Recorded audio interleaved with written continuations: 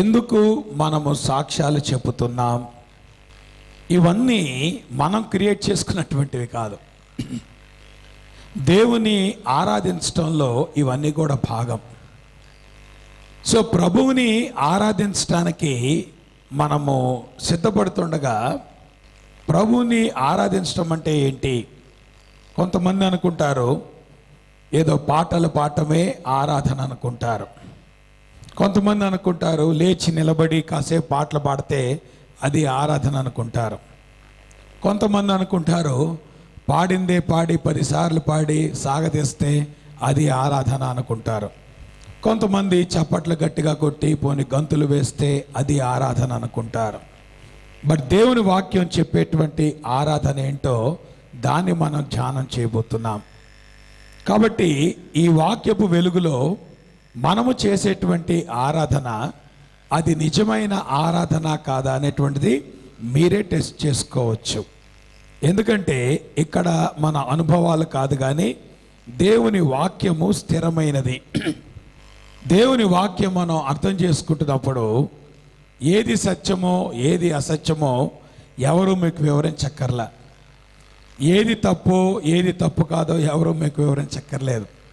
నేను అనుకుంటాను మన చర్చ్ వాళ్ళకి ఇది తప్పండి అని నేను చెప్పాల్సిన అవసరం లేదు. ఏది తప్పో మీకు ఆల్రెడీ తెలుసు. అందుకే కొంతమంది నా దగ్గర రావటానికి కూడా సంశయిస్తున్నారు. వాళ్ళకే తెలుసు ఇది తప్పు అని. నా మాట మీకు అర్థమవుతుందా? కాబట్టి ఎందుకు తెలుస్తుంది ఏది తప్పో ఏది తప్పు కాదో? దేవుని వాక్యాన్ని బట్టి.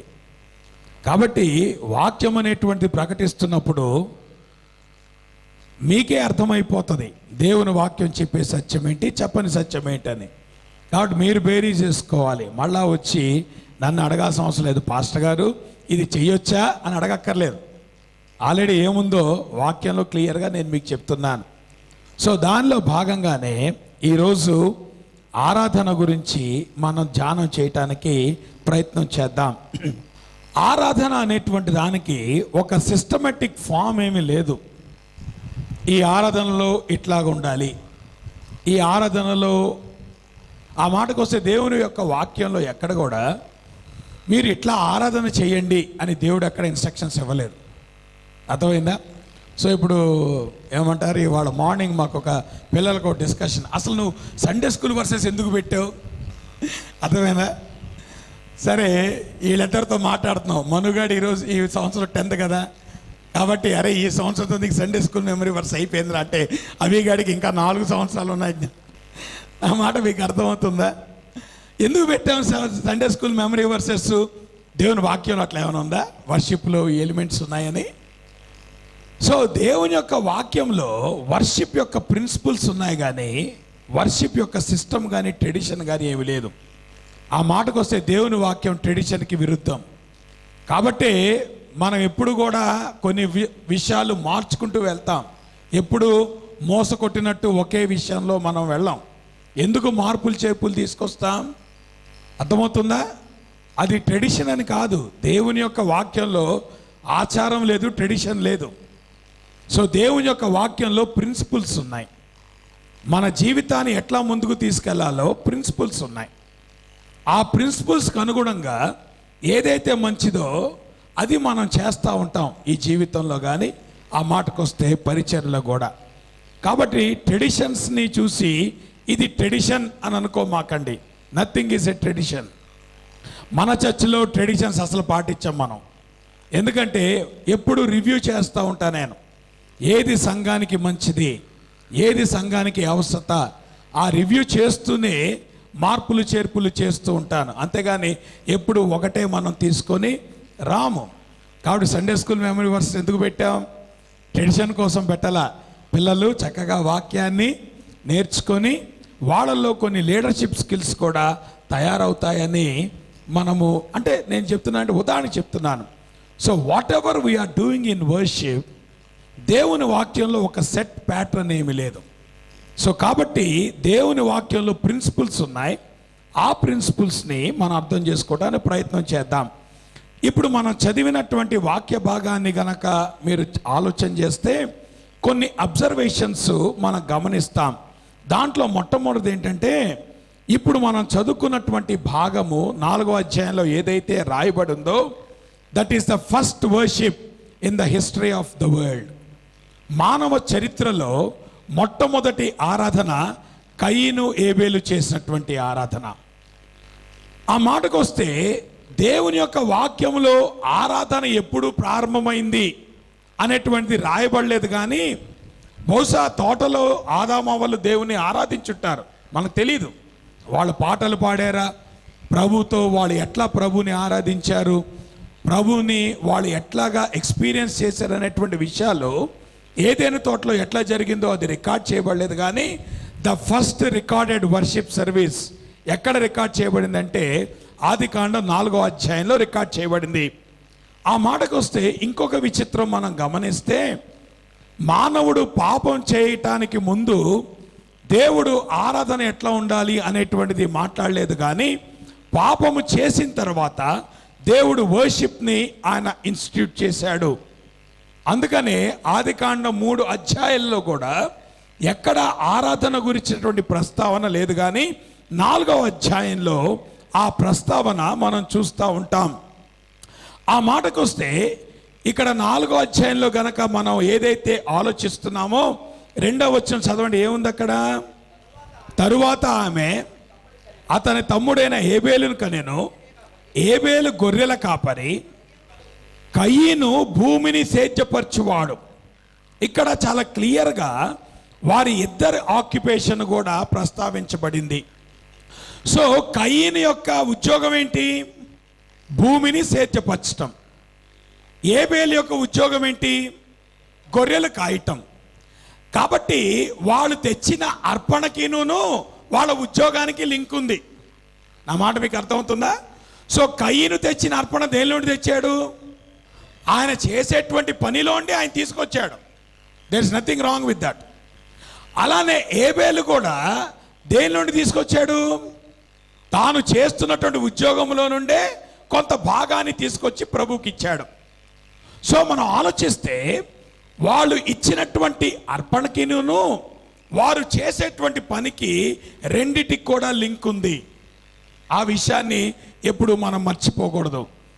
అయితే ఈ రెండిటి లింక్ కనుక మనం అర్థం చేసుకోవాలంటే 3వ అధ్యాయంలో కొన్ని లింకులు ఉన్నాయి. ఆ లింకులు ముందు మనం ధ్యానం చేద్దాం. ఆదికాండం 3వ అధ్యాయంలో ఈ ఆక్యుపేషన్ గురించి కానీ లేదంటే ఈ యొక్క ఆఫరింగ్ గురించి కానీ కొన్ని విషయాలు నేను మీకు దృష్టికి తీసుకొస్తాను. ఇక్కడ 3వ అధ్యాయంలో ఉన్నటువంటి ఎట్లాగా ఈ సెన్స్ డెవలప్ అయ్యింది. ఎందుకంటే 4వ అధ్యాయంకి వచ్చేటప్పటికి వర్షిప్ అనేటువంటిది జరిగింది. ఆ 4వ అధ్యాయంలో వర్షిప్ జరగటానికి మొదటి 3 అధ్యాయాల్లో కూడా గ్రౌండ్ ప్రిపేర్ అయింది. సో గ్రౌండ్ ఎట్లా ప్రిపేర్ అయింది అనేటువంటిది కనుక మనం అర్థం చేసుకుంటే అప్పుడు ఎందుకు వాళ్ళు ఆ రకంగా ఆరాధించారు అనేటువంటిది మనకు ఒక క్లారిటీ ఆఫ్ థాట్ వస్తుంది. కాబట్టి ఆ గ్రౌండ్ని మనం అర్థం చేసుకోవడానికి ప్రయత్నం చేద్దాం. ఇక్కడ మనం ఆలోచిస్తే మొట్టమొదటి విషయం కనుక మీరు గమనిస్తే ఆదికాండం 3వ అధ్యాయం 20వ వచనం త్వరగా చదవండి, ఏముంది అక్కడ? ఆదాము తన భార్యకు హవ్వా అని పేరు పెట్టెను, ఏలయనగా ఆమె జీవము గల ప్రతి వానికిని తల్లి. ఇప్పుడు ఆదికాండం 2వ అధ్యాయం 23వ వచనం చదవండి త్వరగా. దేవుడైన యెహోవా ఏ నేల నుండి తీయబడును? కాదండి, 2:23. అప్పుడు ఆదాము ఇట్లా, నేను నా ఎముకలలో ఎముక, నా మాంసంలో మాంసము, ఇది నరు నుండి తీయబడింది గనుక నారి అనబడింది. ఇప్పుడు గమనించండి, అవ్వమ్మ గారికి 2 పేర్లు ఉన్నాయి. ఆలోచించారా? ఆదికాండం 2:23లో పెట్టబడిన పేరు పాపానికి ముందు పెట్టిన పేరు. అర్థమైందా? సో ఆదికాండం 3వ అధ్యాయం 20వ వచనంలో పెట్టబడిన పేరు పాపము చేసిన తర్వాత పెట్టినటువంటి పేరు. అర్థమైందా? సో హవ్వ అనేటువంటి పేరు అవ్వమ్మ గారికి ఎప్పుడు వచ్చిందంటే, ఆ మాటకు వస్తే ఈరోజు ఆవిడ నేమ్, పాపులర్ నేమ్ హవ్వే. నారి అని ఎవరు పిలవట్లేదు కదా. నరుడు నారి అనేటువంటిది మనకి చాలా ఓల్డ్ వొకాబులరీ అయిపోయింది. ఈవెన్ ఇప్పుడు మనం వాడుక భాషలో కూడా ఆ పదాలు మాట్లాడట్లేదు, అవునా? సో నారి అనేటువంటి పేరు నుండి హవ్వ అనేటువంటి పేరు ఎప్పుడు మార్చబడింది? పాపము చేసిన తరువాత. ఎందుకు అట్లా మార్చబడింది అనేటువంటి విషయాన్ని గనక మనం ఆలోచిస్తే, హవ్వ అనేటువంటి పదానికి 2 అర్థాలు ఉన్నాయి. నిజానికి హవ్వ అనేటువంటి పదము అది ఒరిజినల్ హీబ్రూ వర్డ్ కాదు, కానీ అది అరమిక్ రూట్ ఉన్నటువంటి పదం. అది అరమిక్ భాష రూట్ ఉన్నటువంటి పదం. సో హవ్వ అనేటువంటి పదానికి 2 అర్థాలు ఉన్నాయి. అరమిక్ భాషలో హవ్వ అనేటువంటి పేరుకు అర్థం ఏంటంటే సర్పం అని, పాము అని. హీబ్రూ భాషలో హవ్వ అనేటువంటి మాటకు అర్థం ఏంటంటే ఆవిడ తల్లి, mother of the living. So సజీవులకు ఆవిడ తల్లి. సో కాబట్టి మీరు అర్థం చేసుకుంటే దిస్ ఈస్ ద వర్డ్ పన్ అను. వర్డ్ పన్నే కాదు, ఒక ఫినామినన్ అనేటువంటిది మన ఆదికాండంలో మనం చూస్తాం. ఒక ప్యాట్రన్ అనేటువంటిది మనం ఆదికాండంలో చూస్తాం. ఏంటో తెలుసా? ఆదికాండంలో ఉన్న వాళ్ళందరికీ కూడా 2 పేర్లు ఉన్నాయి. నా మాట మీకు అర్థమైందా? ఆదికాండంలో ఉన్న వాళ్ళందరికీ ఎన్ని పేర్లు ఉన్నాయి?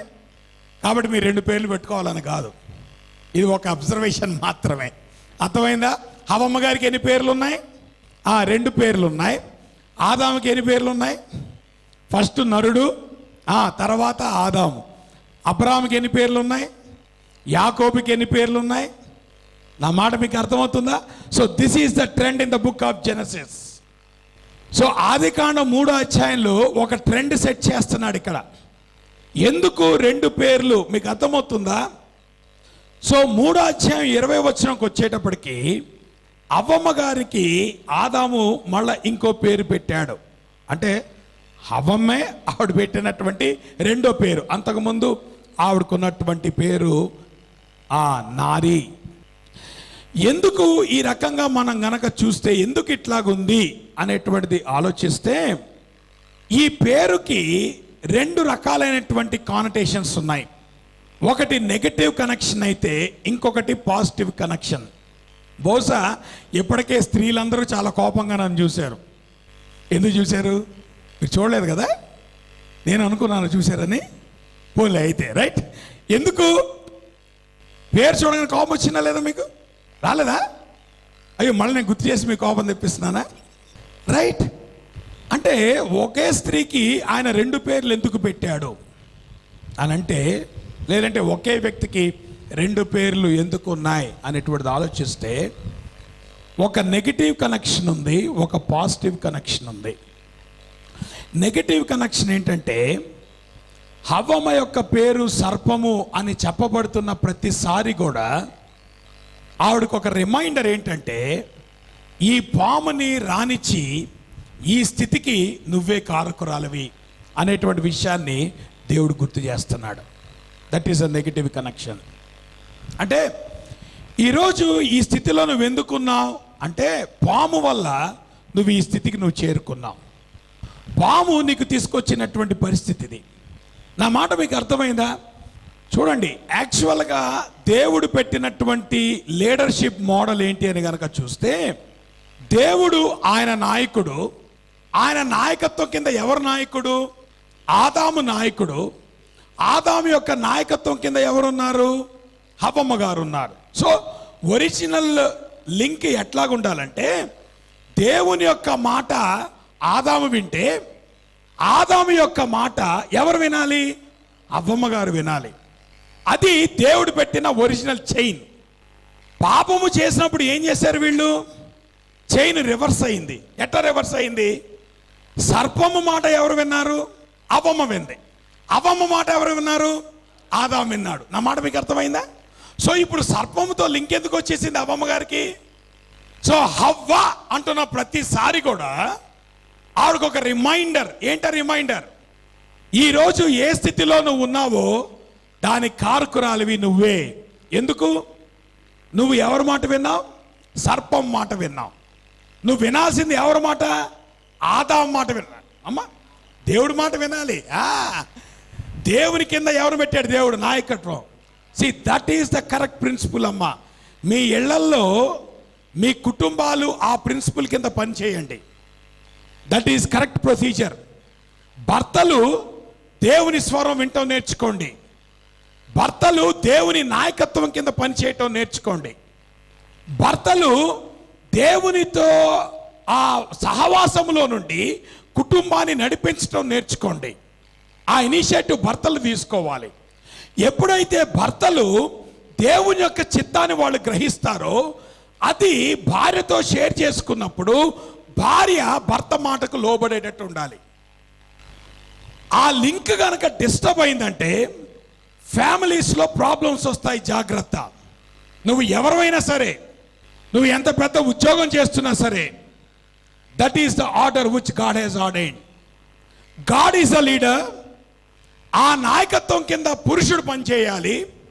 ఆ నాయకత్వానికి స్త్రీ విధేయత చూపించాలి.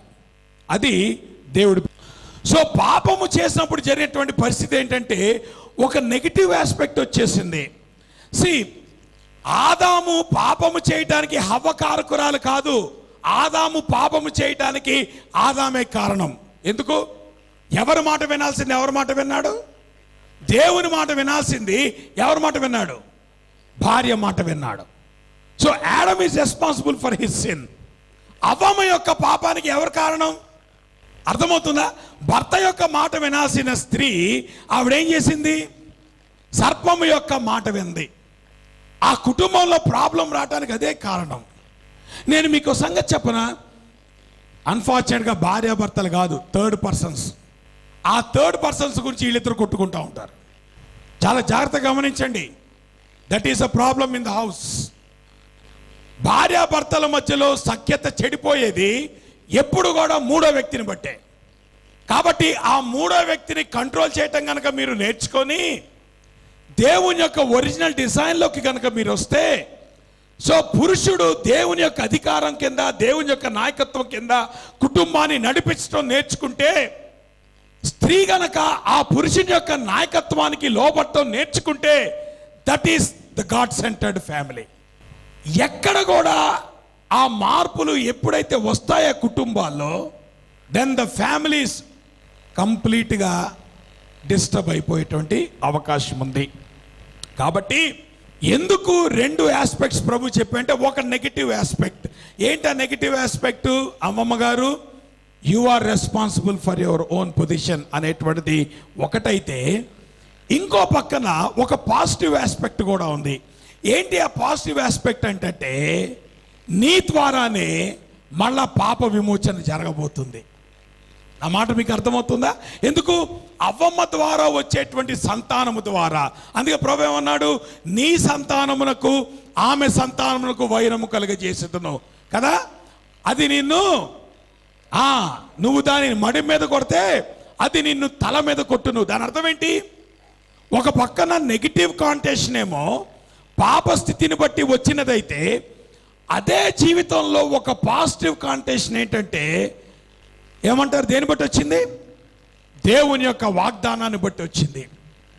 లైఫ్లో ఉన్నటువంటి అంబిగ్యూటీ కూడా అదే. ద అంబిగ్యూటీ ఆఫ్ లైఫ్ ఏంటో తెలుసా? నీ జీవితంలో ఒకేసారి ప్రాబ్లం ఉన్నట్టు కనపడుతుంది, నిరీక్షణ ఉన్నట్టు కూడా కనపడుతుంది. అదే జీవితంలో నువ్వు ఏదైతే ప్రాబ్లం అనుకుంటున్నావో, దేవుడు అదే జీవితంలో నుండి నీకు నిరీక్షణ కూడా తీసుకొని రాగలడు. అది దేవుని యొక్క గొప్ప. సో ఏ జీవితం అయితే పాపము చేయటాన్ని బట్టి హవ్వమ్మ గారు కోల్పోయిందో, దేవుడు అదే జీవితంలో నుండి ఒక కొత్త నిరీక్షణ తీసుకొచ్చాడు, ఒక కొత్తదనాన్ని తీసుకొచ్చాడు. ఏంటి ఆ కొత్తదనం? ఆవిడ సంతానము ద్వారా దేవుడు రక్షకుని తీసుకొని రాబోతున్నాడు. ఆవిడ సంతానము ద్వారా యేసుక్రీస్తుని ఆయన ఈ లోకంలో తీసుకొని రాబోతున్నాడు. ఆవిడ సంతానము ద్వారా, యేసుక్రీస్తు ద్వారా సమస్తమైనటువంటి లోకానికి పాప విమోచన ఆయన కలగజేయబోతున్నాడు. That is the positive connection. అందుకనే దేవుని యొక్క వాక్యములో ఆది కాండంలో ప్రభు ప్రతిసారి కూడా ఆ రెండు పేర్లు పెట్టడానికి కారణం అదే. అర్థమైందా? అబ్రాహాం యొక్క జీవితం తీసుకోండి.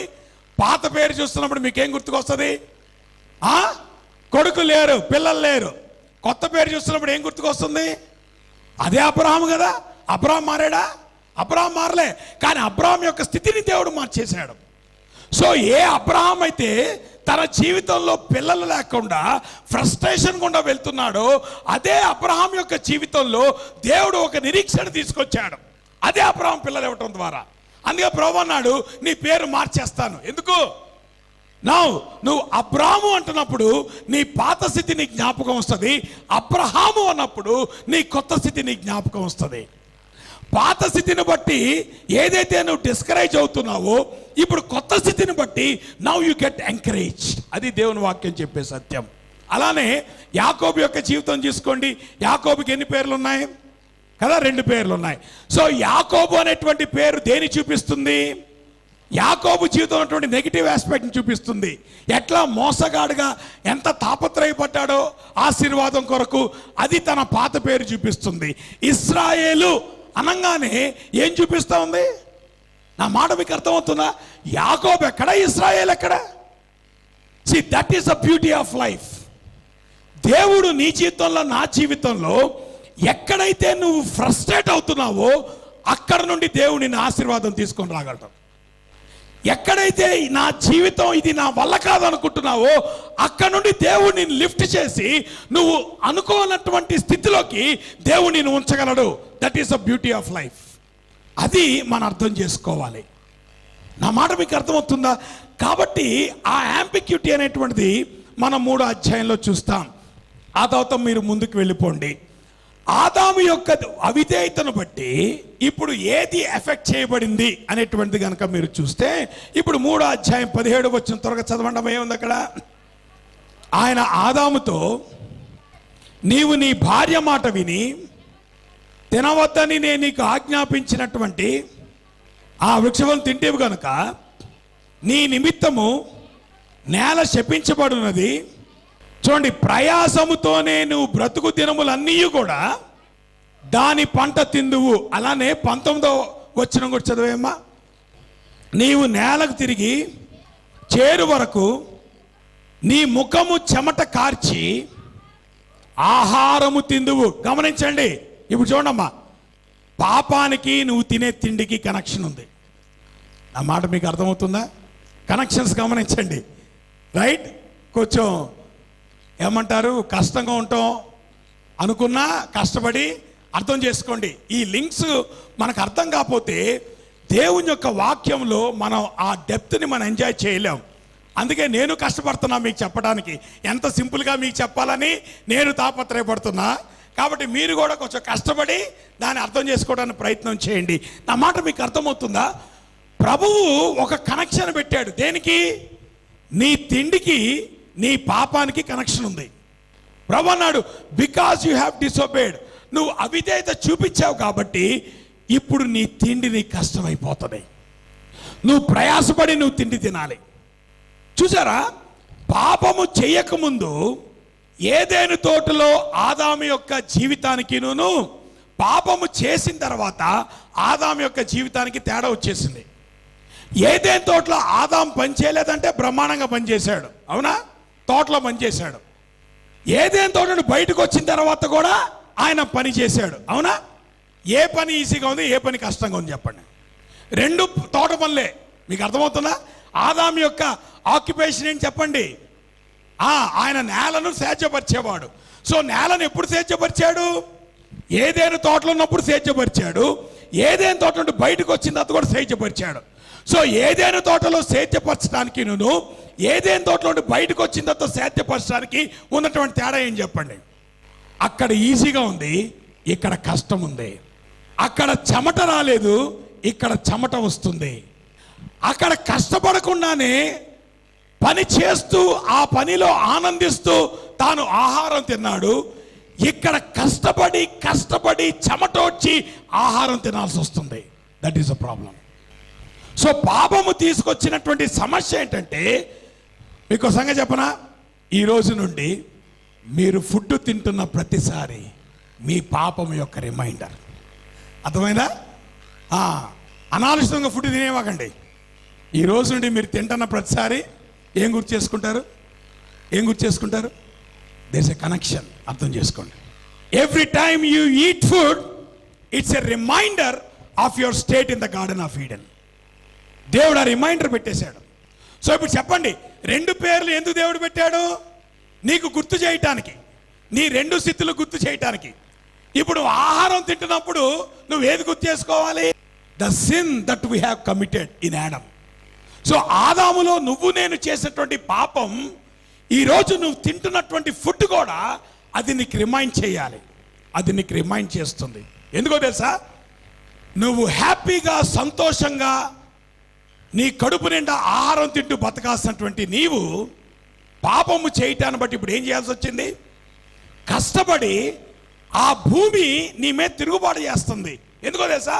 అంతకుముందు ముళ్ళ పొదలు అట్లాంటివి ఏమి లేవు, కానీ ఇప్పుడు ఏమొచ్చేసినాయి? ముళ్ళ పొదలు వచ్చేసినాయి. నేల హార్డ్ అయిపోయింది. ఇప్పుడు వ్యవసాయం చేస్తుంటే చెమట వచ్చేస్తుంది, ఎండ వచ్చేస్తుంది, ఆయాసం వచ్చేస్తుంది, అల్సర్ వచ్చేస్తుంది, ఫ్రస్ట్రేషన్ వస్తుంది. నువ్వు ఆహారం తింటున్న ప్రతిసారి it's a reminder of the sin in Adam. అది మనం అర్థం చేసుకోవాల్సిన విషయం. ముందుకెళ్ళిపోతాను. ఆదాము యొక్క జీవితంలో, హవ్వ యొక్క జీవితంలో కూడా వారు పాపము చేసిన తర్వాత దేవుడు ఒక ప్లస్ పెట్టాడు, ఒక మైనస్ పెట్టాడు. నా మాట మీకు అర్థమవుతుందా? ఇక్కడ కూడా మళ్ళీ ఇంకొక పాజిటివ్ కనెక్షన్, నెగిటివ్ కనెక్షన్ ఉంది. ఏంటి ప్లస్ ఏంటి మైనస్ అంటే, ఆదాముకి ఉన్నటువంటి ప్లస్ హార్ట్ మీకు అర్థమవుతుందా? ఆదాము వ్యవసాయం చేసేటువంటి వాడు, రైట్? సో ఇప్పుడు పాపం చేసిన తర్వాత గ్రౌండ్ ఎట్లా తయారైంది? హార్డ్గా తయారైంది, ముళ్ళ పొదలు వచ్చినాయి. కాబట్టి ఇప్పుడు ఆయన వర్క్ ఏమైపోయింది? ప్రయాసముతో పని చేయాల్సిన పరిస్థితి వచ్చింది. అది మైనస్ అయితే దేవుడు ఇంకో ప్లస్ క్రియేట్ చేశాడు. ఏంటో తెలుసా ప్లస్? మొట్టమొదటిసారి ప్రభువు ఏం చేశాడంటే ఒక జంతువుని ఆయన చంపేసి జంతువు యొక్క చర్మాన్ని బట్టల కింద కుట్టించాడు. నా మాట మీకు అర్థమవుతుందా? ఏదేను తోటలో ఆదాముకు ఒకే వృత్తి ఉంది. ఏంటా వృత్తి? వ్యవసాయం చేయటం. పాపము చేసిన తర్వాత దేవుడు ఇంకో కొత్త వృత్తి ఇచ్చాడు. ఏంటా కొత్త వృత్తి? యానిమల్ హస్బెండరీ అంటారు.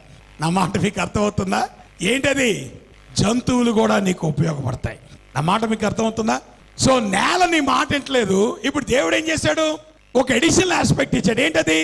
ఒక జంతువుని నీకు ఎట్లా ఉపయోగపడుతుంది. సో దానికి ప్రభు మోడల్ ఏం చూపించాడంటే ఆ జంతువుని చంపి ఆ జంతువు యొక్క చర్మంతో ఆయన బట్టలు కుట్టించాడు ఆదాముకి, హవ్వ గారికి. సో ఒక కొత్త ఆక్యుపేషన్ అనేటువంటిది వచ్చింది ఆదాముకి, హవ్వకి. అలానే హవ్వ గారి జీవితంలో కూడా దేవుడు ఒక ప్లస్ ఒక మైనస్ పెట్టాడు, రైట్? మైనస్ ఏంటి చెప్పండి? ప్రభు ఏమన్నాడు? చైల్డ్ బర్త్ అనేటువంటిది హవ్వ గారికి అది మైనస్. అవునా? చెప్పండి, ఏమన్నా చూడండి. పిల్లల్ని ఎట్లా కంటారు ఆవిడ? ఆయన స్త్రీతో నీ ప్రయాసమును నీ గర్భవేదనను, అమ్మా అర్థమవుతుందా? ప్రభు ఏం చేశాడు? ఇప్పుడు పెయిన్ పెంచాడు. ఏంటా పెయిన్? నీ గర్భవేదనను పెంచాడు. మీరు గమనించండి, పిల్లలు పుట్టడం అనేటువంటిది పాపము చేసిన తర్వాత దేవుడిచ్చిందా, పాపం చేయకముందే దేవుడిచ్చిన కమిషనా? అర్థమవుతున్నాం. ఈరోజు కుటుంబాల్లో సమస్య రావడానికి కారణం పెట్టినటువంటి విధానం అయిందా? ఆదికాండం 3వ అధ్యాయంలో ప్రభు ఏమన్నాడు? ఆయన పురుషుని గాను స్త్రీ గాను చేసినప్పుడు ప్రభు ఏమన్నాడు? మీరు ఫలించి అభివృద్ధి పొంది విస్తరించాలి. సో యాక్చువల్గా పాపానికి ముందు చైల్డ్ బర్త్ అనేటువంటిది కనుక ఉంటే అది ఎట్లాగుండేది? నాకు తెలియదు ఎట్లాగుండేదో. ఊహించుకుందాం, బాగుండేది అనుకుందాం. ఎందుకంటే దాని ఎగ్జాంపుల్ మనకు తెలియదు, రైట్? కానీ ఇప్పుడు ఎప్పుడు చైల్డ్ బర్త్ వచ్చింది? పాపము చేసిన తర్వాత ఇప్పుడు చైల్డ్ బర్త్. ఇప్పుడు ఈ చైల్డ్ బర్త్ ఎలా ఉండబోతుందని చెప్పాడు ప్రభు. అర్థమైందా? నీవు ప్రయాసముతో ఏమన్నాడు? నీ గర్భవేదనను నేను పెంచబోతున్నాను. గమనించండి అమ్మా, పిల్లలు పుట్టడం ఒక్కటే గర్భవేదన అనుకోమాకండి. పిల్లలు పుట్టి పెరిగేదాకా గర్భవేదనే తల్లిదండ్రులకి. దేవుని స్తోత్రం. అర్థమైనా? పిల్లలు పుట్టడంతో మేము హ్యాపీ పేరెంట్స్ ఏమైనా అన్నవాళ్ళు చెప్పండి. ఏమా పిల్లలు పుట్టక ముందు ప్రార్థన చేయమంటారు కదా, తర్వాత డెలివరీలో ప్రార్థన చేయమంటారు, డెలివరీ అయిన తర్వాత ప్రార్థన చేయమంటారు, పిల్లల కోసం ప్రార్థన చేయమంటారు, తర్వాత పిల్లల ఎదుగుదల కోసం ప్రార్థన చేయమంటారు, తర్వాత పిల్లల పెళ్లి కోసం ప్రార్థన చేయమంటారు, మన ఆ పిల్లల కోసం ప్రార్థన చేయమంటారు. జీవితం అంతా వాళ్ళ కోసం ప్రార్థన చేయటమే. అర్థమైందా? నాట్ ఓన్లీ ద చైల్డ్, దేవుడు ఒక పెయిన్ఫుల్ సిచ్యుయేషన్ తీసుకొచ్చాడు అమ్మమ్మ గారి జీవితంలో. ఏంటా పెయిన్ఫుల్ సిచ్యుయేషన్? పిల్లలు పుట్టడం అనేటువంటి ఒక పెయిన్ఫుల్ సిచ్యువేషన్ తీసుకొచ్చాడు. అది మైనస్ అయితే ప్లస్ ఏం చెప్పండి? అదే సంతానము ద్వారా దేవుడు ఏం చేయబోతున్నాడు? విమోచన తీసుకొని రాబోతున్నాడు. ఇప్పుడు గమనించండి, పిల్లలు పుట్టడం అనేటువంటి ఒక పెయిన్ఫుల్ సిచ్యువేషన్నే దేవుడు వాడుకొని యేసుక్రీస్తు పుట్టడానికి ఆయన గ్రౌండ్ ఏర్పాటు చేశాడు. నా మాట మీకు అర్థమవుతుందా? సో పిల్లలు పుట్టడము, పిల్లల్ని పెంచటము అనేటువంటి నీ గర్భవేదన, నీ ప్రయాస అధికము అనేటువంటిది ఒక ఆస్పెక్ట్ అయితే, అదే గర్భఫలము ద్వారా యేసుక్రీస్తు ఈ లోకంలో జన్మించి యేసుక్రీస్తు ద్వారా అందరికీ రక్షణ రావటం అనేటువంటిది అదేం చెప్పండి? అది పాజిటివ్ ఆస్పెక్ట్ అంటారా, నెగిటివ్ ఆస్పెక్ట్ అంటారా? Positive aspect. సో కాబట్టి మీరు గమనిస్తే నెగిటివ్ ఆస్పెక్ట్ ఉంది, పాజిటివ్ ఆస్పెక్ట్ ఉంది. కాబట్టి ఒక రకంగా చెప్పాలంటే చూడండి, మగవానికి వాని ఆక్యుపేషన్ పెయిన్ఫుల్ అయితే ఆడవాళ్ళకి చైల్డ్ బర్త్ అనేటువంటిది పెయిన్ఫుల్ అయిపోతుంది. అంత మాత్రమే కాదు, ఆది కాండంలో మాత్రమే. అందుకే నేను జెనసిస్ ప్యాటర్న్ అన్నాను. మీరు దీని అన్నిటికీ అన్వయం చేయమాకండి. అర్థమైందా? ఆది కాండంలో ఉన్నటువంటి ప్యాటర్ను తర్వాత నిర్గమకాండం వాటిల్లో లేదు. అర్థమైందా? సో ఆది కాండంలో దేవుడు 2 పేర్లు పెట్టాడు, ఆ తర్వాత 2 పేర్లు పెట్టిన సందర్భాలు చెప్పండి నాకు. కాబట్టి ఈరోజు 2 పేర్లు పెట్టుకోవడం ట్రెడిషన్గా మార్చుకోవాల్సిన అవసరం లేదు. మీకు మరీ తప్పదంటే మీ పేరు మారుస్తాను, బాప్తిజం తీసుకున్న తర్వాత పేరు మార్చుకోవాలనేవి లేదు. అర్థమైందా? అదే పేరుతో మీరు బతకొచ్చు. లేదు కాదు పాస్టర్ గారు అంటే మీకు పేరు మారుస్తాం, కానీ పేరు మార్చడం ట్రెండ్ ఏం కాదు. తప్పదంటే మీ పేరు మారుస్తాను, బాప్తిజం తీసుకున్న తర్వాత పేరు మార్చుకోవాలనేవి లేదు. అర్థమైందా? అదే పేరుతో మీరు బతకొచ్చు. లేదు కాదు పాస్టర్ గారు అంటే మీకు పేరు మారుస్తాం, కానీ పేరు మార్చడం ట్రెండ్ ఏం కాదు. ఎందుకు? ఆది కాండం ప్యాటర్న్ దేవుడు మళ్ళా తర్వాత కంటిన్యూ చేయలే. అలానే ఇదే ఆది కాండంలో ఇంకో ప్యాటర్న్ కూడా ఉంది. ఏంటో తెలుసా? 2 ప్యాటర్ను. 2 కొడుకులుంటే ఒకడు మంచోడు, ఇంకోటి చెడ్డోడు. సింపుల్ అమ్మా. అందుకే డిస్క్లైమర్ వాడుతున్నా. ఆది కాండం ఈరోజు పాస్టర్ గారు మాకు 2 పిల్లలు ఉన్నారండి, అది మీకు వర్తించదమ్మా. నాకు 2 పిల్లలు ఉన్నారు. అర్థమైందా? కాబట్టి కంగారు పడమాకండి. అందుకే దీన్ని జెనసిస్ ప్యాటర్న్ అంటే డిస్క్లైమర్ వాడుతున్నా. అర్థమైందా? ఆది కాండంలో 2 పిల్లలు ఉంటే చెప్పండి, అవ్వమ్మ గారికి ఎంతమంది పిల్లలు? 2 పిల్లలు. దానిలో ఒకడెవడు? ఆదాము, కయ్యను. సో ఎవడు మంచోడు, ఎవడు చెడ్డోడు? ఏశావు, యాకోబు. ఎవడు మంచోడు, ఎవడు చెడ్డోడు? సో యోసేపు సంతానం. ఎవడు మంచోడు, ఎవడు చెడ్డోడు? నా మాట మీకు అర్థమవుతుందా? కాబట్టి ఆది కాండంలో ఒక ప్యాటర్న్ దేవుడు తీసుకొచ్చాడు. ముందుకెళ్దాం, ఇంకా అయిపోలా, ముందుకెళ్దాం. రైట్. అవ్వమ్మ గారు ఇప్పుడు ఎవరికి పేరు పెట్టింది? ఇప్పుడు 4వ అధ్యాయానికి వచ్చేయండి, చదివిస్తాను మీతో. 4వ అధ్యాయం మొదటి వచనం చదవండి అమ్మ. ఆదాము తన భార్యను హవ్వను కూడినప్పుడు ఆమె గర్భవతి అయి కయీను కని, యెహోవా దయ వలన నేను మనుషుని సంపాదించుకున్న తరువాత ఆమె అతని తమ్ముడకు హేబేలును కనెను. ఒక నిమిషం ఆగండి. ఇద్దరికి ఉన్నటువంటి తేడా ఏం చెప్పండి స్త్రీలు? అర్థమైందా? 2 పుట్టారు, అవునా? తేడా ఏంటి? కయ్యనికి హేబేలుకు ఉన్న తేడా ఏం చెప్పండి?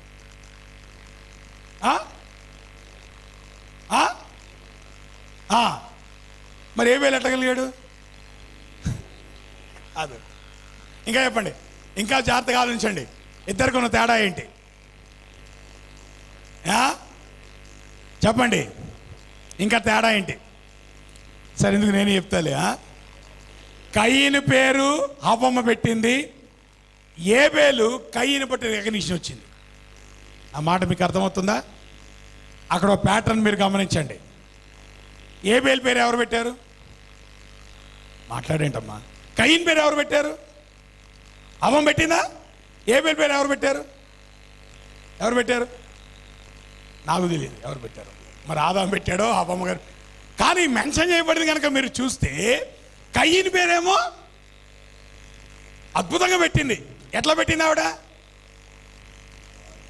నాకు యెహోవా దయ వల్ల నేను ఒక మనుషుని సంపాదించుకున్నాను. She felt great about having Cain. పెద్ద కొడుకు. చిన్న కొడుకు పేరు ఎవరు పెట్టారు? ఇప్పుడు చెప్పండి, తల్లికి ఎవరు ఇంపార్టెంట్? ఆ 2 వచనాలు చెబుతాయి. ఆ మాట మీకు అర్థమవుతుందా? తల్లికి ఎవరు ఇంపార్టెంట్? పెద్ద కొడుక చిన్న కొడుక? చిన్న కొడుకు రికగ్నిషన్ దేని బట్టి వచ్చింది? అర్థమవుతుందా? కయీను తమ్ముడు ఏబేలు. కయీనికి ఇండిపెండెంట్ ఐడెంటిటీ ఉంది. ఏబేలుకి ఐడెంటిటీ ఎక్కడ వచ్చింది? కయీను తమ్ముడు. నీకు అర్థమవుతుందా? ఆయన ఫలానా అని చెప్పుకోవడం వేరు, ఆయన ఫలానా వాళ్ళ అబ్బాయిని చెప్పుకోవడం వేరు. దాని అర్థం ఏంటి? ఫలానా వాళ్ళ అబ్బాయి అని అంటే వీడికి సీన్ లేదని అర్థం. వీడికి సీన్ ఉంటే ఈయనండి అని చెప్పేవాళ్ళు. ఈ ఫలానా వాళ్ళ అబ్బాయి ఫలానా వాళ్ళ అమ్మాయి అంటున్నది అర్థం ఏంటమ్మా? ఆడికి సొంతగా సీన్ లేదు, ఆడి గురించి చెప్పుకోదగిన లేదు, కాబట్టి వాళ్ళ ఆయన గురించి మేము చెప్తున్నాం అన్నట్టు దాని లెక్క. కానీ కనీసం వాడికి రికగ్నిషన్ దేని బట్టి వస్తుంది? వాళ్ళ అమ్మను బట్టో, వాళ్ళ నాయన బట్టో, లేదంటే ఆ వీధిని బట్టో, లేదంటే ఏమంటారు ఆ ఆస్తిని బట్టో, ఆ ఉద్యోగాన్ని బట్టో, దాన్ని బట్టి వాడికి ఐడెంటిటీ వస్తుంది. కానీ వాడి సొంతానికి ఐడెంటిటీ లేదు. ఇక్కడ మీకు ఒక విషయం చెప్తాను వినండి. కయీను యొక్క పేరు అర్థమవుతుందా? కయీను యొక్క పేరుకి అర్థం ఏంటంటే హీస్ ఎ బిల్డర్. ఆయన ఏమంటారు? బిల్డ్ చేసేటువంటి వాడు. అందుకనే కయీను యొక్క సంతానం నుండి బిల్డర్స్ వచ్చారు, మెటల్ వర్కర్స్ కూడా వచ్చారు. ఆ మాటకు వస్తే కయీను శపించబడిన తర్వాత ఆయన ఒక పట్టణాన్నే కట్టేశాడు. నా మాట మీకు అర్థమవుతుందా? సో కయీను అనేటువంటి మాటకు అర్థం ఏంటంటే హీస్ ఎ బిల్డర్. ఏబేలు అనేటువంటి మాటకు అర్థం ఏంటంటే వ్యానిటీ. వ్యానిటీ అంటే వ్యర్థం. కాబట్టి ఏబేలు యొక్క పేరు హీబ్రూలో ఎక్కువ ఎక్కడ రిపీట్ అవుతుందంటే ప్రసంగి గ్రంథంలో. వ్యర్థము వ్యర్థము సమస్తము వ్యర్థం. మీరు వ్యర్థము అన్న చోటలా ఏబేలు ఏబేలు ఏబేలు అనండి, అది ఆయన పేరుకి అర్థం. నా మాట మీకు అర్థమవుతుందా? సో ఏబేలు యొక్క మాటకు అర్థం ఏంటి?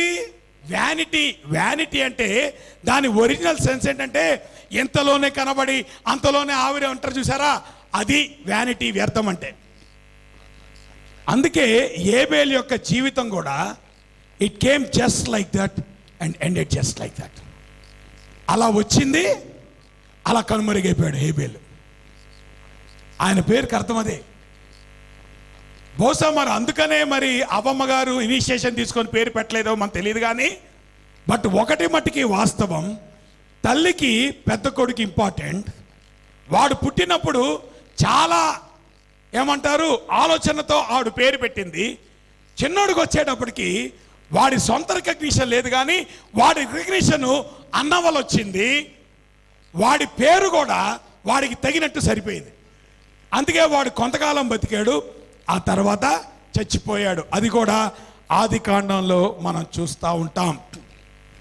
ఇంకొక విషయం చెప్తాను వినండి. ఎందుకు తల్లికి పెద్ద కొడుకు ఇంపార్టెంట్ అయ్యాడు అనంటే మన 4వ అధ్యాయానికి రండి. ఇంకా మనం 4వ అధ్యాయం మొదట్లోనే ఉన్నాం, రైట్? 2వ వచనం చదవండి. ఏముంది అక్కడ? 2వ వచనం. తరువాత ఆమె చూడండి, జాతకం చూడండి, ఆక్యుపేషన్ చూడండి. ఏబేలు ఏం కాపరి? గొర్రెల కాపరి. కయీను, ఒక నిమిషం ఆగండి, తండ్రి వృత్తి ఏం చెప్పండి? భూమిని సేద్యపోస్తా. ఇంటికి పెద్ద కొడుకు వృత్తి ఏంటి?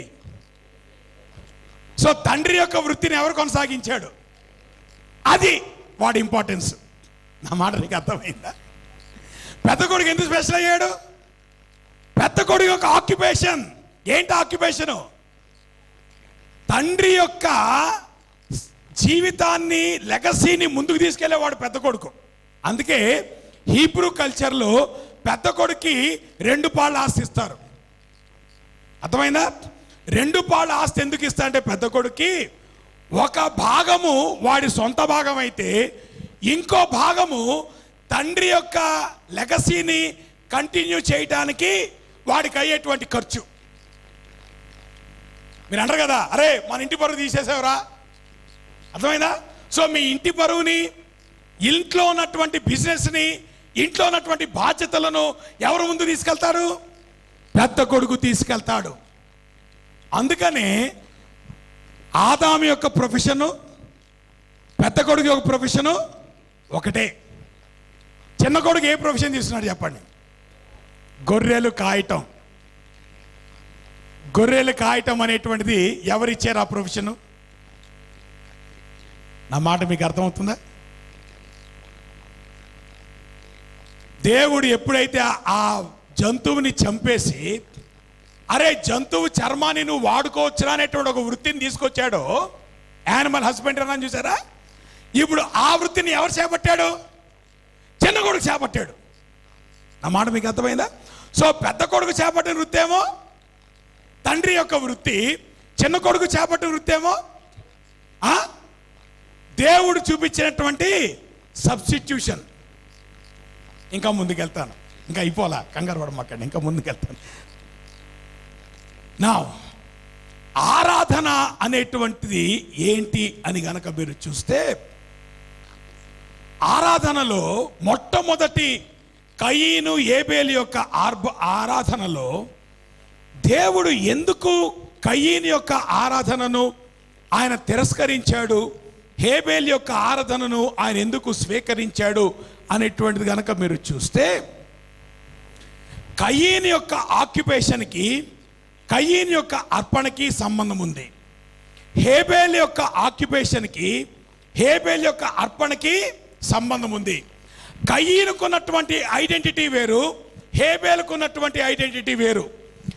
కయీను యొక్క పేరుకి అర్థం వేరు, హేబేలు యొక్క పేరుకి అర్థం వేరు.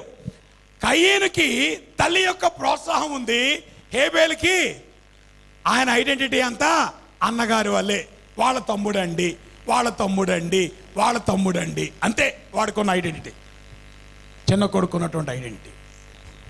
ఆరాధన అంటే ఏంటో తెలుసా? మొట్టమొదటి విషయం మీరు గమనించండి, దేవునికి తీసుకురావటమే ఆరాధన అంటే. దేవుని వాక్యం చెప్పే మొట్టమొదటి ప్రిన్సిపల్, దేవునికి తీసుకొని రావటం అంటే అదే ఆరాధన. కయీను తీసుకొచ్చాడు, హేబేలు తీసుకొచ్చాడు. సో ఇద్దరు తీసుకొచ్చారు, అందులో ఏమాత్రం సందేహం లేదు. కాబట్టి ఇద్దరు కూడా ప్రభుకి ఆరాధన సమర్పించారు. ఎట్లా వాళ్ళు ఆరాధన సమర్పించారు? వాళ్ళు దేవునికి తీసుకొని రావటం ద్వారా. ఈరోజు మనందరికి ఒక ప్రశ్న, మీరందరూ ఇక్కడికి ఎందుకు వచ్చారు? మాట్లాడరేంటమ్మా? దేవుని ఆరాధన వచ్చారు కదా. నా రెండో ప్రశ్న, ఏం తీసుకొచ్చారు? ఏం తీసుకొచ్చారు ఈరోజు? దేవుని తీసుకొచ్చారా? Every time you come to worship the lord you have to bring something. అది ఆరాధన అంటే. నువ్వు తీసుకొని రాకపోతే అది ఆరాధన కాదు. ఈ ఉదయకాల సమయంలో నువ్వు నిజంగా ప్రభుని ఆరాధించిన వాడు అయితే నువ్వు ఏదో ఒకటి తీసుకొచ్చావు ప్రభు కోసం. పోనీ మీకో సంగతి కూడా చెప్తాను. కానుకపెట్లో కనీసం కానుకలు వేశారు కదా, మరి అదేం చెప్పండి, నేను తీసుకురాలేదంటేంటి? ఏం తీసుకొచ్చారు చెప్పండి అమ్మా? కాళ్ళు చేతులు ఏమైనా వచ్చారా? లేదు కదా, ఏదో ఒకటి తీసుకొచ్చారు కదా. మీరు ఎంత తీసుకొచ్చారని అడగట్లా, కానీ తీసుకొచ్చారా లేదు చెప్పండి. సో ఎందుకు తీసుకొచ్చా? ఇప్పుడు కానుకపెట్లో ఎందుకు చందా వేస్తున్నావు? ఎక్కడి నుంచి వచ్చిందంటారు? ఇది అర్థమవుతుందా? ఆరాధన అంటే ప్రభుకి తీసుకొని రావటమే. సో మీరు ఇప్పుడు ఏం తీసుకొచ్చారు? సపోజ్ మీ డబ్బులు తీసుకొచ్చారు, మిమ్మల్ని మీరు తీసుకొచ్చారు, మీ కుటుంబాన్ని తీసుకొచ్చారు, మీ పిల్లల్ని తీసుకొని వచ్చారు. సో ఆరాధనలో మొదటి భాగం అయిపోయిందా లేదా? అట్లా చూస్తారేంటమ్మా? అయ్యిందా అవ్వలేదా? నా ప్రశ్నలు ఇంకా అవ్వలేదు, వస్తాను. రైట్. సో ఆరాధనలో మొదటి భాగం ఏంటి? తీసుకురావటం ఆరాధన. సో ఈ ఉదయకాల సమయంలో అందరూ ప్రభువుని ఆరాధించారా లేదు చెప్పండి? ఎట్లా ఆరాధించారు? తీసుకొచ్చారు. ఏం తీసుకొచ్చారు? మిమ్మల్ని మీరు తీసుకొచ్చుకున్నారు. కాబట్టి మీ పిల్లల్ని ఇంట్లో వదిలేసి మీరు చర్చకు వస్తే అది ఆరాధన కాదు. ఆదివారం నాడు చర్చ కొట్టి ఇంట్లో కూర్చుంటే అది ఆరాధన కాదు. చర్చకు వచ్చి కానుక అయిపోతే అది ఆరాధన కాదు. అర్థమైందా? సో ఆరాధన బై డెఫినేషన్ ఏంటంటే you have to bring something to the lord. అది మొట్టమొదటి స్టెప్, రైట్. రెండో స్టెప్ ఏంటంటే worship is bringing the best. ఆరాధన అంటే నువ్వు తీసుకురావటమే కాదు, నువ్వు ప్రభు కొరకు ద బెస్ట్ ఇవ్వటం. ఇక్కడ మనకి బ్రేకులు పడిపోతాయి. సి కయీను యొక్క అర్పణని దేవుడు అంగీకరించకపోవటానికి, ఏబేలు యొక్క అర్పణని దేవుడు అంగీకరించడానికి కారణం ఏంటంటారు? మా చిన్నప్పుడు కొంతమంది చెప్పేటువంటి వాళ్ళు, కయీను యొక్క అర్పణలో ఏమి లేదు, రక్తం లేదు, ఏబేలు యొక్క అర్పణలో రక్తం ఉంది. అది వాస్తవమా?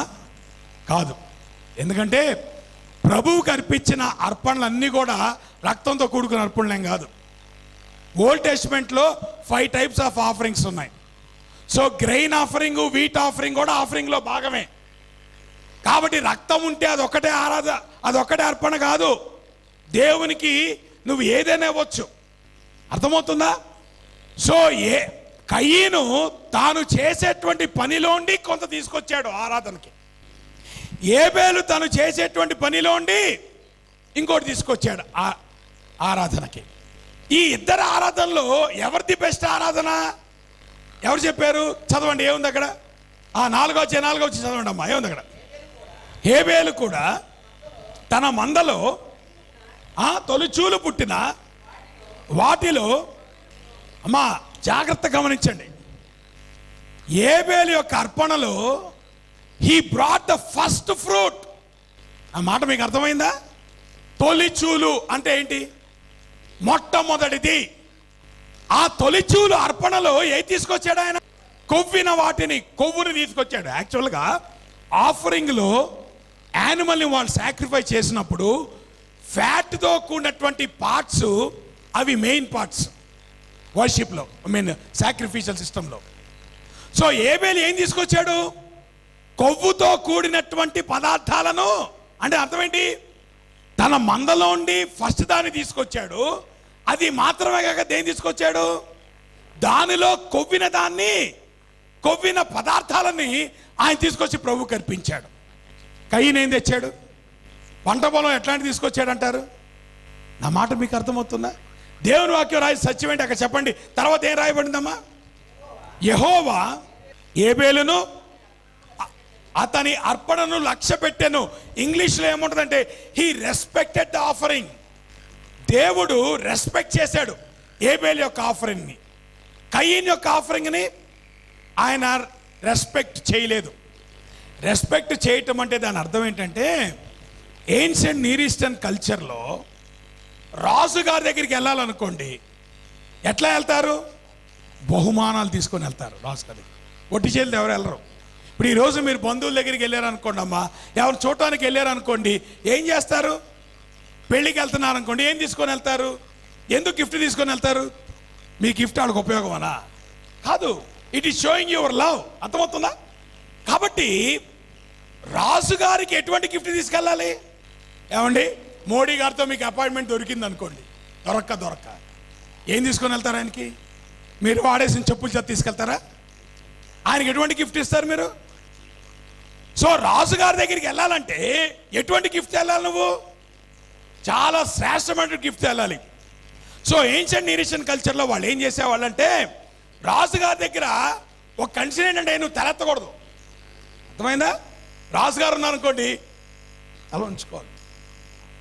అంటే తల ఉంచుకోవడం అనేటువంటిది ఏం చూపిస్తుంది? రెస్పెక్ట్ని చూపిస్తుంది, వినయాన్ని చూపిస్తుంది. సో వీళ్ళు ఏం చేసేవాళ్ళంటే, ఆ కానుక తీసుకొని రాజుగారి దగ్గరికి ఎట్లా వెళ్ళేటువంటి వాళ్ళు తల ఉంచుకొని. ఆ కానుకను చూసి రాజుగారు ఇంప్రెస్ అయ్యాడు అనుకోండి, అప్పుడు వీళ్ళు తలెత్తారు. రాజుగారు ఇంప్రెస్ అవ్వలేదు అనుకోండి, గెట్ అవుట్. అది దాని అర్థం. సో ఇప్పుడు ఏబేలు చాలా గౌరవంగా ప్రభు కొరకు తీసుకొచ్చిన అర్పణ అతని తల ఎత్తుకోవటానికి కారణం. God gave respect to that offering. కయీను తీసుకొచ్చిన అర్పణ అతడు తల దించుకోవడానికి కారణమైంది. అందుకే ప్రభు అన్నాడు, ఏమయ్యా కయీను, నువ్వు మంచి పని చేస్తుంటే నువ్వెందుకు ముఖం చిన్నపుచ్చుకుంటావు? సో నువ్వు ముఖం చిన్నపుచ్చుకోవడానికి అర్థం ఏంటి? నువ్వు మంచి పని చేయలేదనేగా. ఎందుకు బాధపడతావు? కాడు మంచి పని చేయరాదా అని ప్రభు అన్నాడు. కానీ కయీను మాట వినలేదు. కాబట్టి దేవుడు ఆయన రెస్పెక్ట్ కోరుకునేటువంటి దేవుడు. నువ్వు తెచ్చేటువంటి ఆ ఆరాధన it should be the best. ఒక రకంగా చెప్పాలంటే నీ ఆరాధన నీ హృదయాన్ని ప్రతిబింబజేస్తుంది. దేవుని కొరకు నువ్వు బెస్ట్ తీసుకొచ్చావంటే నీ ఆరాధన ఎటువంటిదని అర్థం చెప్పండి. నీ హృదయం ఎటువంటిదని అర్థం, నీ జీవితం ఎటువంటిదని అర్థం. దేవునికి నువ్వు సమర్పించేది ఎట్లా పడితే అట్లా సమర్పించావనుకో, జాగ్రత్త, దేవుణ్ణి గొంతు పట్టుకుంటాడు. It is not respectable to God. Giving the best అంటే దాని అర్థం ఏంటి తెలుసా? నువ్వు ప్రభు కోసం ఆయన సన్నిధిలో నువ్వు సమర్పించే ప్రతిదీ కూడా it should be the best. అది లేకపోతే నువ్వు కూడా కయ్యిలా తలదించుకుంటావు. ఈరోజు ఉదయం మనం వచ్చాం మందిరానికి, పాటలు పాడారు ఆరాధనలో భాగంగా. ద బెస్ట్ పాటలు పాడాము మనం.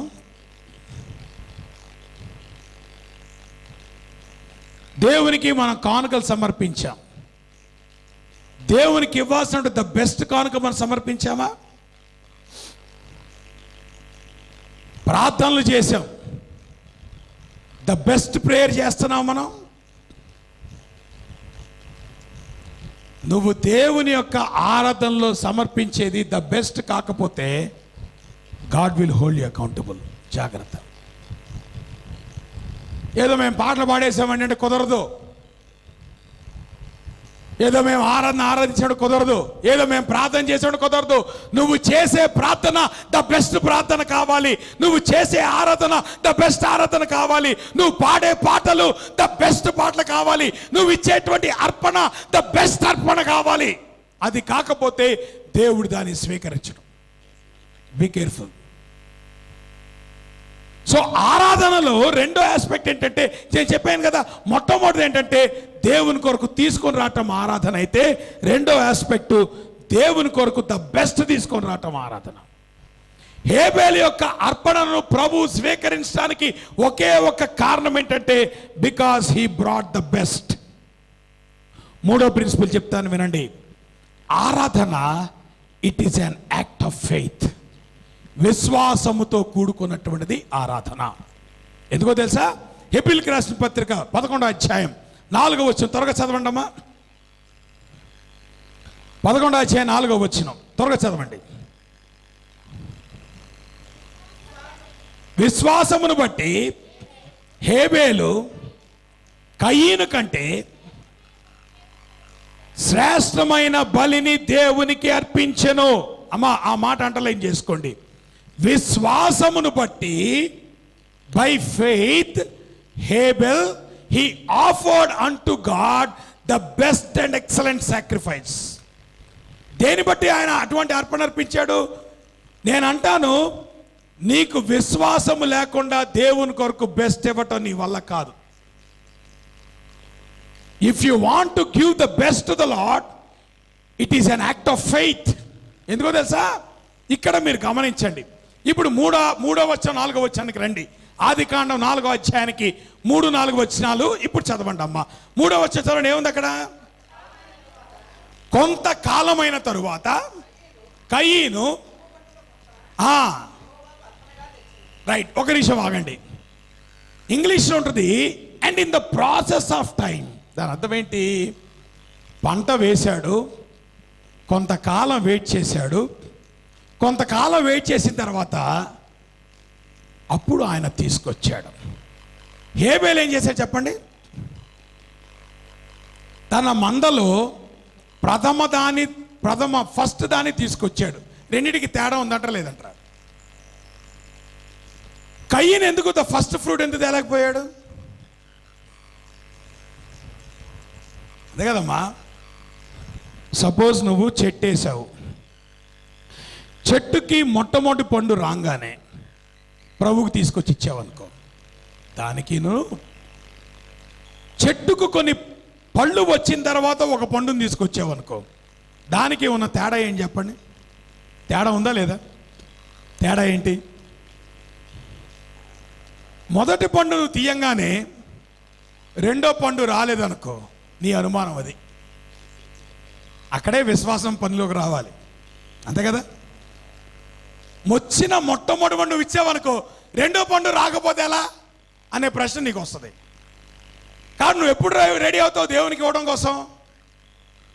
రెండో పండు వచ్చి వీలైతే ఒక 10 పళ్ళు వచ్చిన తర్వాత అప్పుడు ఒక పండు ఇవ్వడానికి మనసు వస్తుంది. నీ మొదటి పండు ఎందుకు తీసుకొని రాలేకపోయావు నువ్వు? మాట్లాడరేంటమ్మా? నీ జీతం రాగానే మొట్టమొదటి తీసుకొచ్చి ప్రభువుకి ఇస్తున్నావా? నెలంతా అయిన తర్వాత, మొత్తం నీ ఖర్చులంతా అయిన తర్వాత, కొంచెం ఆ నెల మూవ్మెంట్ ఎట్లా ఉందో చూసిన తర్వాత, కొంచెం మూవ్మెంట్ బాగున్న తర్వాత అప్పుడు తీసుకొచ్చి ఇచ్చావు అనుకో, అది ఫెయిత్ అంటారా? ఫెయిత్ లేకపోవడం అంటారా? అర్థమైందా? నీ మొట్టమొదటిది నువ్వు ఇవ్వాలంటే దేవుని నమ్మే దమ్ము నీకు ఉండాలి.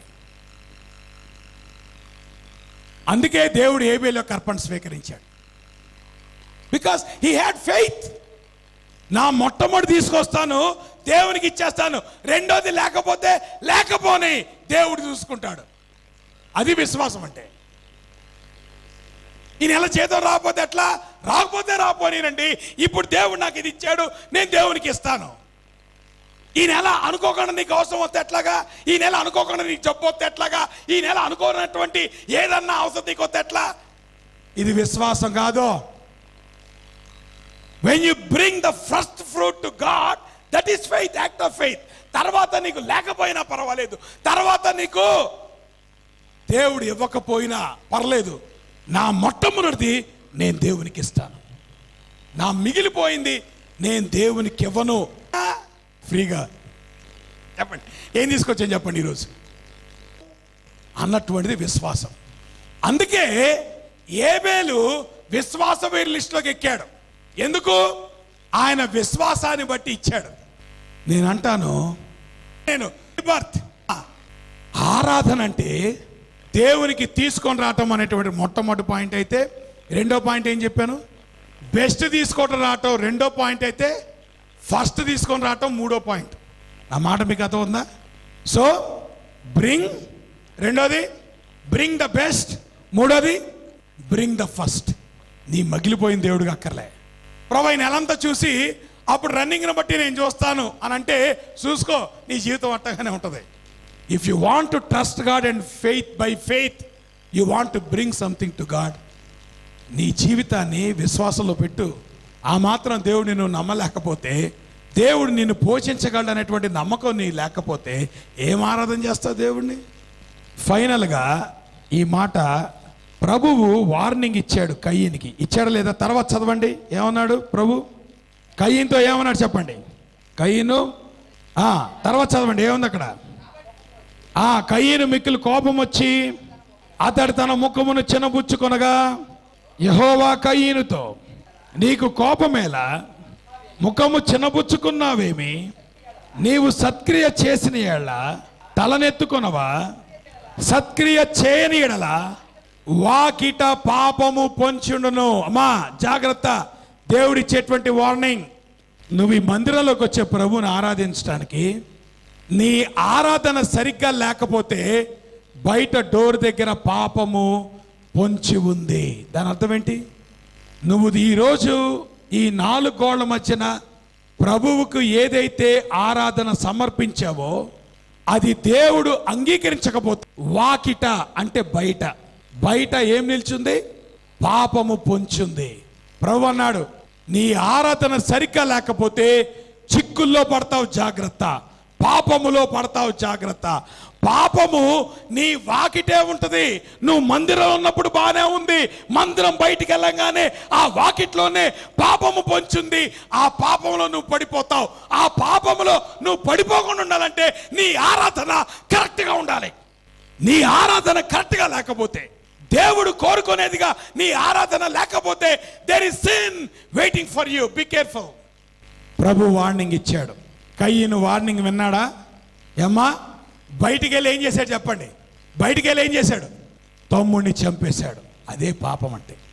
ప్రభు అన్నాడు, కయ్యను జాగ్రత్త, నీకు రాంగ్ యాటిట్యూడ్ ఉంది, నువ్వు ముఖం మార్చుకొని తిరుగుతున్నావు. అది నీకు మంచిది కాదు. నువ్వు ఒకవేళ మంచి పని చేస్తే నువ్వు ముఖం మార్చుకోవాల్సిన అవసరం ఏంటి? నువ్వు వెంటనే దాన్ని మార్చుకొని నీ ఆరాధన సరి చేసుకో. లేదంటే వాకిట పాపము నిల్చుందంటే కయ్యను దాన్ని నెగ్లెక్ట్ చేశాడు, బయటికి వెళ్ళాడు, పాపములో చిక్కుకున్నాడు, శాపగ్రస్తుడైపోయాడు, భ్రష్టుడైపోయాడు. చెప్పండి, కయ్యను పాపం చేయడానికి కారణం ఎవరు? కయ్యను శపించబడ్డానికి కారణం ఎవరు? దేవుడు వార్నింగ్ ఇవ్వలేదా? నీకు నాకు ఎన్నిసార్లు దేవుడు వార్నింగ్ ఇచ్చాడు? దేవుడు తన మందిరంలో తన వాక్యం ద్వారా అనేకమైన పరిస్థితి ద్వారా దేవుడు నీతో మాట్లాడుతున్నప్పుడు ఇంకా నువ్వు ముఖం మార్చుకొని తిరుగుతుంటే తప్పు ఎవరిదంటారు? ప్రభు అంటున్నాడు, జాగ్రత్త, నీ ఆరాధన సరిగ్గా లేకపోతే వాకిట పాపము ముచ్చుంది. ఆ పాపము యొక్క జోలికి నువ్వు వెళ్తే నీ జీవితము కయ్యను జీవితం వలె శపించబడుతుంది. God curse Cain. కయ్యను శపించబడ్డాడు. శపించబడ్డానికి అతని ఆరాధన కారణమైంది. ఈ ఉదయకాల సమయంలో నువ్వు మందిరానికి వచ్చి నువ్వు ప్రభుకి సమర్పించిన ఆరాధన అది మంచిదేనా? అది ప్రభు మెచ్చే ఆరాధనేనా? లేదంటే కయ్యను వలె నువ్వు కూడా శపించబడతావు. ప్రార్థన చేసుకుందాం, ప్రార్థన చేసుకుందాం. ప్రభు యొక్క ఆరాధన ఏంటో మనం అర్థం చేసుకుందాం. ఆరాధన అంటే ప్రభుకి తీసుకొని రావటం. ఆరాధన అంటే ప్రభుకి ద బెస్ట్ ఇవ్వటం. అదే కావచ్చు, నీ సింగింగ్ కావచ్చు, నీ ప్రేయర్ కావచ్చు, నీ వర్షిప్ కావచ్చు, whatever it is, are you giving the best to the Lord? అంత మాత్రమే కాదు, నీ ఆరాధనలో విశ్వాసం ఉందా? ప్రభు నిన్ను విశ్వసించగలుగుతున్నావా? కయ్యను విశ్వసించలేకపోయాడు, అందుకే అర్పణ తీసుకుని రావడానికి చాలా లేటు చేశాడు. దాన్ని దేవుడు తిరస్కరించాడు. ప్రభు ఇచ్చిన దానికి ముందే ఆయన రెస్పాండ్ అయ్యాడు, విశ్వాసముతో రెస్పాండ్ అయ్యాడు, ద బెస్ట్ తీసుకొని వచ్చాడు. ప్రభువు ఆ ఆరాధన మెచ్చుకున్నాడు. ఈరోజు మనం సమర్పించే ఆరాధన ఎటువంటి ఆరాధన? ఉదయకాల సమయంలో ప్రభు నువ్వు ఆరాధించావా? ప్రభుకి ద బెస్ట్ ఆరాధన సమర్పించావా? విశ్వాసముతో నీ ఆరాధన సమర్పించావా? లేదంటే జాగ్రత్త, వాకిటనే పాపము పొంచున్నది. ప్రభు యొక్క ఆయన నిన్ను హెచ్చరిస్తుండగా ప్రభు దగ్గర సరి చేసుకుంటావా? నీ ఆరాధన సరి చేసుకుంటావా? ప్రభుకి ద బెస్ట్ ఆరాధన ఇస్తావా? ప్రభు కోరుకునే ఆరాధన నువ్వు చేస్తావా? ప్రేమ కలిగిన మా ప్రభువా, మీకు పరిశుద్ధ నామానికి స్తుతులు, స్తోత్రాలు, వందనాలు. ఈ ఉదయకాల సమయంలో మీ పాద సంధికి వస్తూ ఉంటున్నాం. నీ వాక్యం ద్వారా మీరు మాతో మాట్లాడిన విధానం బట్టి మీకు వందనాలు. ప్రభా, మా ఆరాధన సరి చేయబట్టడానికి మీరు సహాయం దయచేయండి. ప్రభా, మేము పాపంలో చిక్కుకొనకుండా ప్రభా నీ కొరకు ద బెస్ట్ ఫస్ట్ ఫ్రూట్స్ నీ కొరకు సమర్పించడానికి మీరు సహాయం దయచేయండి. అది చేయాలంటే ప్రభా మాకు ధైర్యం ఉండాలి, విశ్వాసం ఉండాలి. అటువంటి విశ్వాసం మీరు మాకు దయచేయండి. ప్రభా, మా ఆరాధన నువ్వు గౌరవించదగినదిగా ఉండటానికి సహాయం దయచేయండి. ప్రభా, నువ్వు గౌరవించావు హేబేలు యొక్క అర్పణను. ప్రభా, చాలాసార్లు మా అర్పణ అగౌరవంగా ఉంటుందేమో. ప్రభా, మీరు మమ్మల్ని క్షమించండి, సహాయం దయచేయండి. ఈ వారం కాన్ఫరెన్స్ జరగబోతుండగా ప్రభా మీ సన్నిధి మీరు దయచేసి నీ దాసుల ద్వారా కూడా కాన్ఫరెన్స్లో మీరు మాతో మాట్లాడి మీరే ఘనత, మహిమ, ప్రభావాలు పొందమని చేరువచ్చి సంఘముని దీవించి ప్రతి కుటుంబానికి ప్రభా వారి అవసరాల్లో మీరు సహాయం దయచేసి ప్రయాణాలన్నింటిలో కూడా మీరు సహాయం దయచేసి తిరిగి మీ సన్నిధిలో మేము కూడుకుని పర్యంతం మీ కృపాక్షేమం మాతో ఉంచమని యేసు నామములో ప్రార్థిస్తున్నాం తండ్రి.